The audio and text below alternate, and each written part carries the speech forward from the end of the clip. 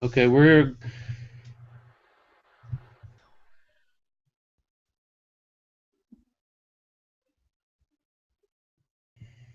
this is Kerry Duke with and how are you today? I'm doing great, thank you. Good to see you. It is great to have you back. Look, we're going to talk about cosmetic dentistry today, Sure. and there's a few questions that are the most frequently asked when people are talking about cosmetic dentistry, and really it centers around one thing, I think, and that is a smile. Do I like my smile? Do I not like my smile? And the first question I think that most people, is like, well, I don't like my smile, so what can I do? Well, what can I do? Well, let me go back a little bit and first talk about the importance of a smile. Okay? I recently read a study that was outlining first impressions when we meet somebody. What is it that we are impressed with? And I'll tell you what it is. It was surprising to me. There are the two top things that we are impressed with, that we form an opinion based upon, are, in this order, our use of language, how we speak, and secondly, our smile. It's very, very interesting because in our society, we see it from politicians on down, that if they don't have a good smile, if their teeth do not look appropriate, do not look good, they seem to be, our impression is that they are somehow uneducated, unsophisticated, unreliable. And we don't have to go any further than our vice president, who's got a set of teeth, but not done well, in my opinion. They don't match his face. His personality maybe, but not his face. And they're just too much. We're overwhelmed by that smile. And but so a smile is a very, very important thing. And I want to show you a picture that I'm not sure if you can see this. Can you see that? Yes, we can see that. Yes, that was taken at the St. Louis Zoo. And that's their star leopard who broke off a tooth. And I guess he was a little bit self-conscious about it. And they called me down there to see what I could do to help him out. And we did. And we did. So a smile is very, very important. And if you think in the animal kingdom, when an animal wants to show aggression, they bare their teeth, literally. They bare their teeth as a sign of aggression. So a smile and teeth are very, very important from an anthropological standpoint as well. Okay, and when we meet a friend or a loved one, or a person meets a new person, it's a smile, a welcoming smile. And that sends a very distinct message to us, on a very subconscious, subliminal level.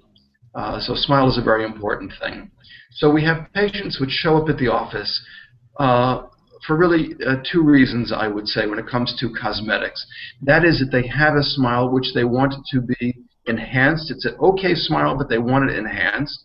Others who really have a terrible smile and are grasping for a life preserver, give me some type of a smile that I can work with here. Okay, those are two different cases. And as I may have mentioned in a previous discussion about orthodontics, sometimes we have crooked, ugly teeth, and sometimes we have straight, ugly teeth. And our goal is to have beautiful teeth. That means that they are of the right color, of the right shape, that they're not jumbled together, and most importantly, they fit the frame. When I say the frame, that our face is really an open canvas, the frame of a portrait, and the proportions of our face are what distinguishes a beautiful face versus a less than beautiful face. And I learned a lot about this from my dad, who was a portrait artist. And there's a fascinating book, if someone would like to read that, called Math and the Mona Lisa. And it's a spectacular book, maybe the most important book I've ever read, about the rules of proportion, which go back many, many, many centuries and can be found throughout nature. Signs of that sort of divine proportion in nature. And that is reflected in our teeth and the proportions between our teeth and our facial proportions. That is the distance between our eyes, the distance between the eyes and our chin. All of these are elements and components in what makes a beautiful smile. How's that for a long-winded answer to a simple question? So we need to have the proportions right as well as the teeth to look right. So it's important for us when we interview a patient, what really do you perceive as your issue, as your problem, which you would like to have corrected? Did I answer that properly? Well, let's do one follow-up. You give them the Yes. importance of it. We understand that, but what can I do? What is a person? What are the options that that person is looking at? And when and we're talking about straight teeth that are, so what can I do? Well, Carrie, you froze there for a moment, so please repeat the question for me. Thank you. Okay.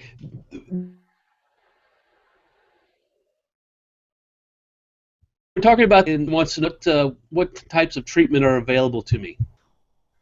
Very good. Okay, so let's go through the options, okay? Let's say you have beautiful teeth which proportionally fit your face terrifically. They are not dinged up, banged up, dented in any way, chipped, scarred up with decay or old restorations, but they just need to be straightened. Well, that's easy. That's a case of orthodontics. We just straightened your already beautiful teeth. But how about if they are not pristine teeth, or if you weren't blessed by your parents to have inherited genetically teeth which match your facial proportions? Now we come into the realm of cosmetic enhancement. So let me give you a few examples.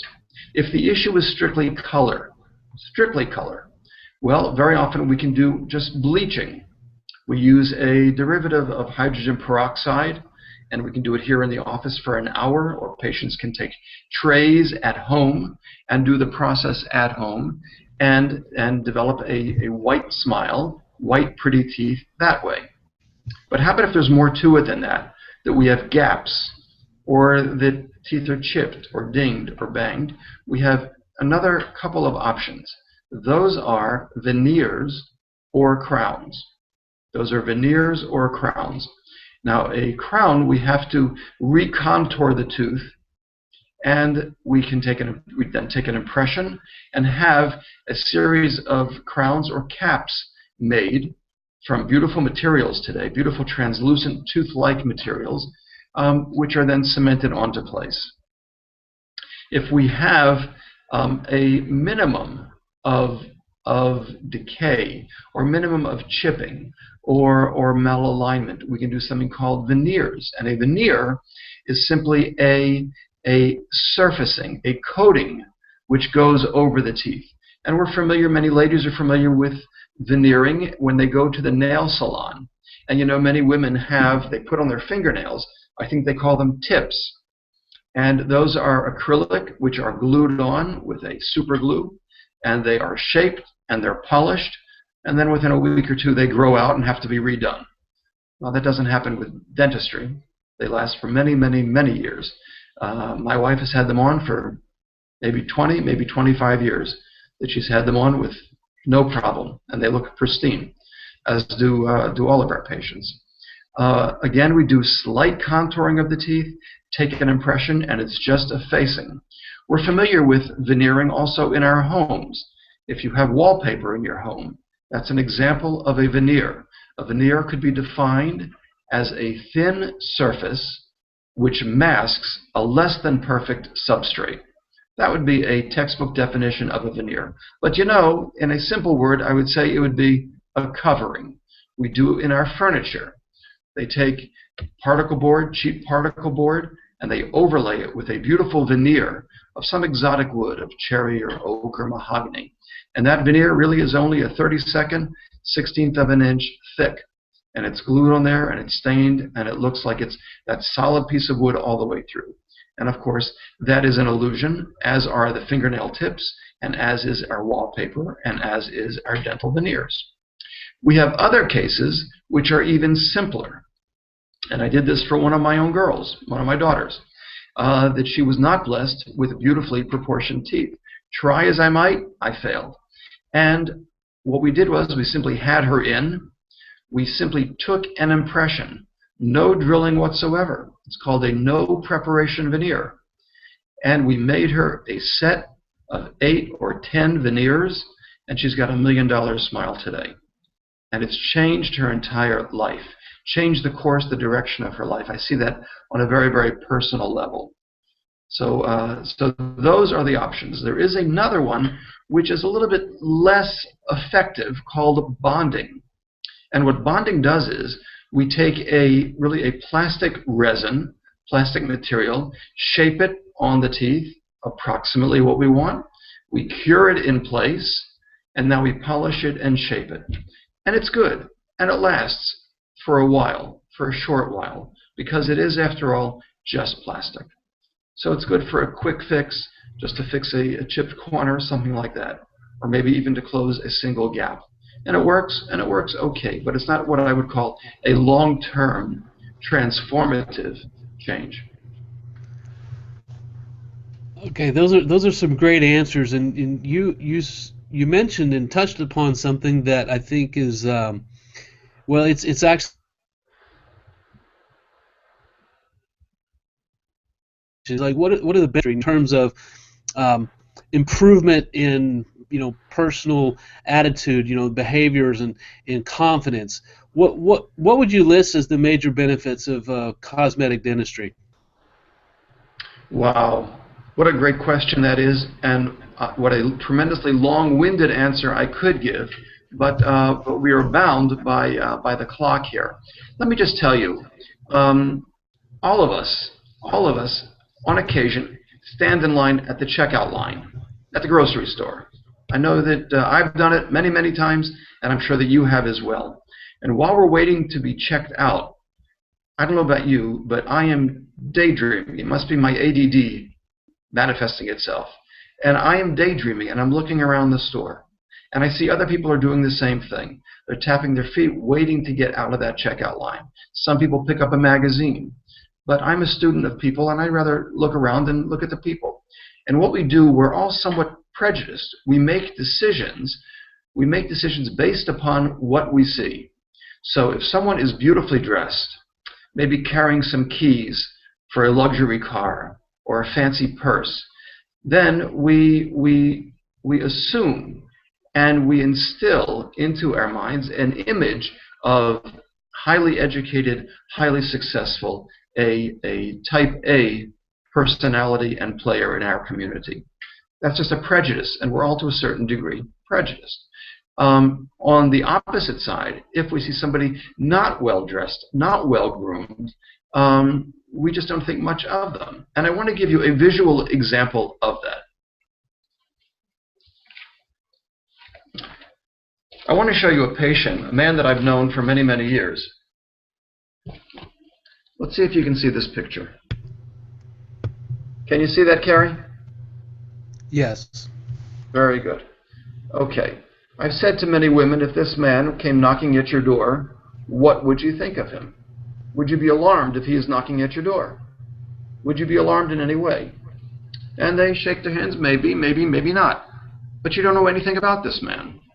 You know nothing about him, other than that look of his face. Okay? Now I want to show you that same man 2 weeks after we did a procedure upon him.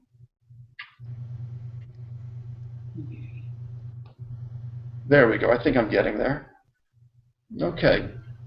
Yeah, that looks good. What do you think of this gentleman now? Do you view him the same as you did before, or different? Let me show you his before. Well, yeah, if you're asking me personally, he looks like a more intelligent, more friendly person. That's right. And you're a prejudiced person. Shame on you.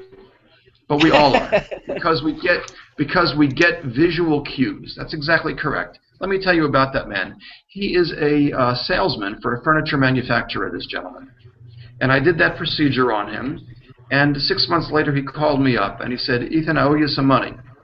I said, "Really? Why do you owe me money? You didn't pay for your work here?" He said, "Well, I did, but I just owe you more." I said, "No, I don't think you owe me anything." He said, "Oh, I feel I do." Why is that? He told me that in the past 6 months, his sales were up 59%. I said, "How do you understand that?" He said, "Nothing else changed. Our product line didn't change. Our pricing didn't change. Everything was the same." He said, "Here's how I understand it. When I used to go into the buyer, the customer would view me as the furniture truck driver. But now I come in, and they view me as the professor of furniture. I command a certain level, a higher level of respect. And that has translated for me, he says, in higher sales numbers. And I hear that story, or variations of that story, every week here in the office. And it happens immediately after we put a restoration or restorations into the mouth. That people report, they go back to their office, and people say, wow, you look great. What did you do? Haircut? Lose weight? New clothes? What's different about you? You look terrific. What is it? And so I hear that story all the time. Let me show you another example of that, okay? Go right ahead, Dr. Schumann. Very good. This is the mother-in-law of an existing patient of ours. Okay? She came into us for a consultation. 2 weeks after we did her, let me show you what she looks like. What do you think? Well, personally, I think she looks happier. She looks happier. She looks younger. She looks better groomed. I did cause some strife in the family because she was angry at her son-in-law. Why didn't you tell me about Dr. Schumann years ago? We transformed her life. She feels good. She feels young and vibrant and healthy and attractive. And don't we all want to feel that way? Of course we do. And we're perceived differently. And I hear from my patients all the time that when they're waited on at a restaurant, they command attention. They command attention. And I've heard a million times that there is prejudice in America. There's no question. I hear it from my own daughters. When they go into the auto mechanic, if they bat their eyes a little bit, they get much better service. It's just a fact of life. That's just how it works. That's just how it works. I've tried it. It has not worked for me. But it works for my girls. But it works for them. Yeah. So there's no question that we, without saying a word verbally, we send very subliminal cues in our smile, in how we look at people. Do we engage them? Are we looking eyeball to eyeball? Are we looking eyeball to eyeball? Okay, that's a very important thing. I'm listening, and I'm listening intently. You've explained the worth of a new smile. That okay, from a worth standpoint, you really can't calculate what the value is, but we can calculate what the cost is. What does it cost for a new smile based on these? Let's say these three different options: veneers, bleaching, and bonding. Sure. Well, you hit upon a word that we hear very often in the office: cost. And when I hear that, I say, what do you mean? And they respond, what do you mean, what do I mean? I mean, how much money am I going to have to put out for this? I said, I understand that. But are you talking about the cost or the price? And they say, what are you talking about? What are you, crazy? I said, no, here's what it is. Here's the difference. If you buy an item, a high-ticket item, let's take a car, for example. That's a very expensive item. But we expect that car is going to provide us transportation, which we need. We need to be transported from home to work, home to entertainment, home to groceries, home to errands, wherever it might be. That car is responsible for transporting us. And we've calculated it should be good for X number of years. We can then divide the cost of the car divided by the number of years we anticipate that car should be servicing us and be in good service and working for us. So now we come up with a calculation of actual cost. What is it costing me? It's costing me dollars per year, dollars over time. That's the actual cost. If, however, we go out on a date, we go out to the movie and for dinner, well, what does that cost you? $75, $100 for an evening out, would you say, approximately?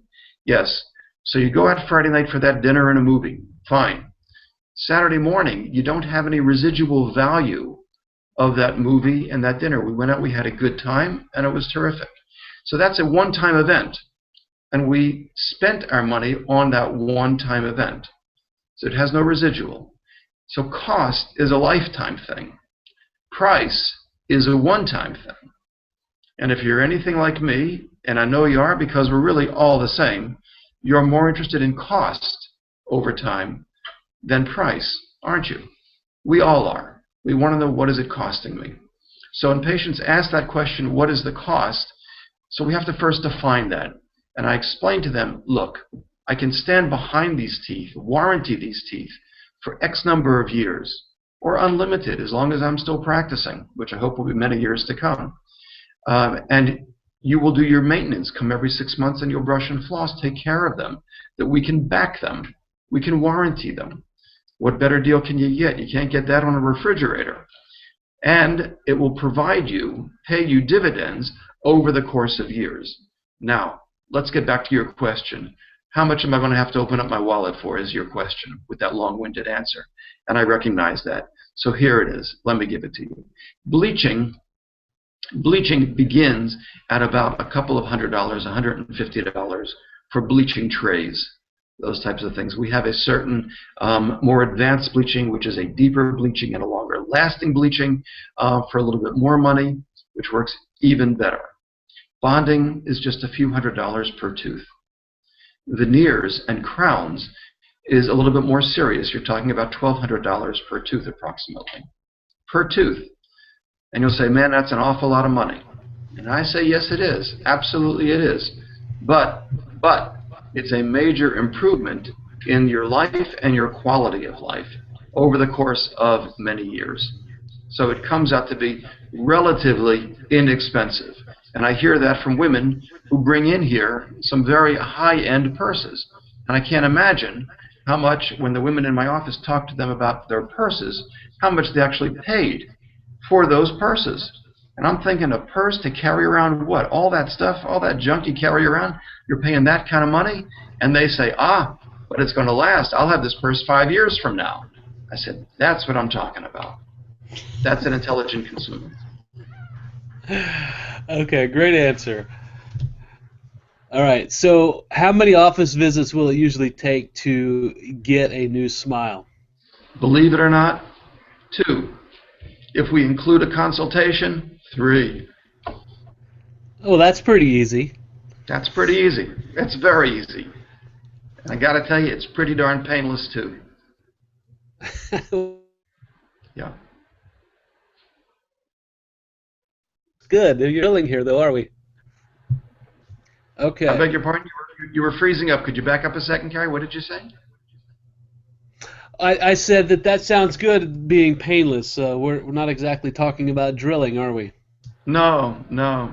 It was George Carlin who said, when people wax nostalgic about the good old days, just remind them with one word that the old days weren't so good. Just say dentistry.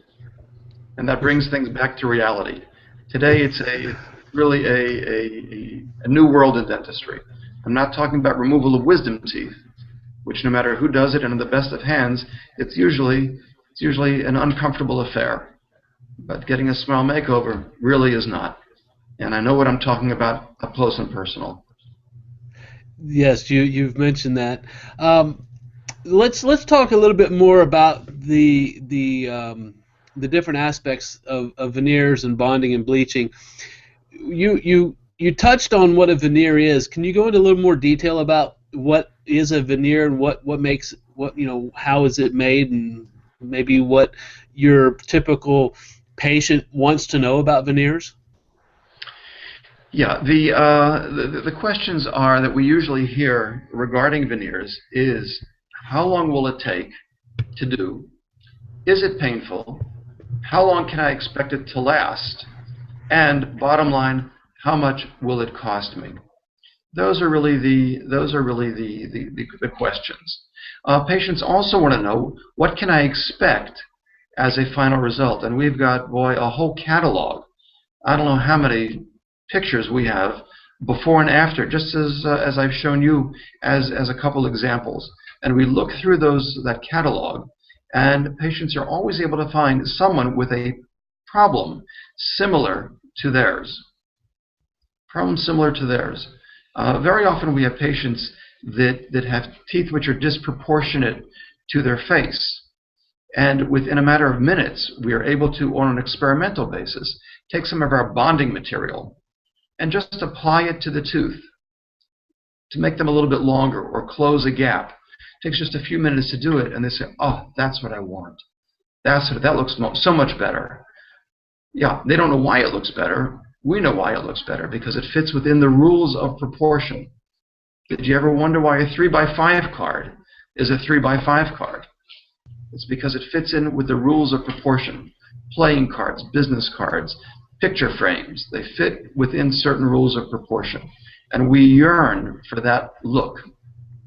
We learn for that look. And that is all throughout nature. In fact, it's even in music. If you know anything about music, about the difference between a major chord and a minor chord, how the scale fits together, has to do with physics as well. If things relate together, they fit together, they're comfortable together. And we have visual cues that are just hardwired into our brains. And dentistry is one of those things, cosmetic dentistry. Okay, so what is a veneer, though? Back to the veneer. Well, Yeah. a veneer, as I said, is simply a coating, a surface. And what we would do is we take an impression of your existing tooth. Say this is the tooth surface. We take an impression of that. We determine by measuring the face, the width and the length of the face, how large or small your tooth should be, ideally, based upon your typical architecture. We select a shade. And that's where I back out of the room, because the truth is that boys don't see color nearly as well as girls. We just don't. It's just a genetic difference. It has to do with the anatomy of the eye. That we don't. So we have a crew of ladies here who help our patients pick a more appropriate color for them. With the guys, it's really easy. Whatever the girls say, they say okay, because they can't see the difference. But with the women, it's an extended discussion to get the right shade. So we have that information. Now we send it off to our laboratory with detailed instructions, and 2 weeks later we get back a box containing those little gems. And then we simply try them on. We show the patient in the mirror, this is how they're going to look. This is how they look. What do you think? And as soon as we put them on, I know whether they're good or not, because I can see some tears collecting in the corner of the eye. We see that. Where have you been? Why has it taken me so many years to get this kind of smile? And that's a very rewarding thing to be able to do that quickly and that easily.